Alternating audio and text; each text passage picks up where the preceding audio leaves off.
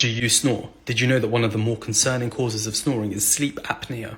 This is when your breathing stops and starts while you sleep, and the most common type is called obstructive sleep apnea. This needs to be treated because it can lead to a higher risk of strokes, heart attacks, high blood pressure, and even heart disease. It can also lead to an individual falling asleep at inappropriate times, for example while driving.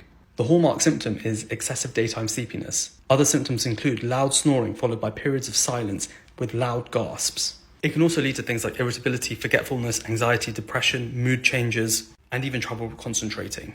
If you're concerned that you or someone you know may have obstructive sleep apnea, please book an appointment with your GP.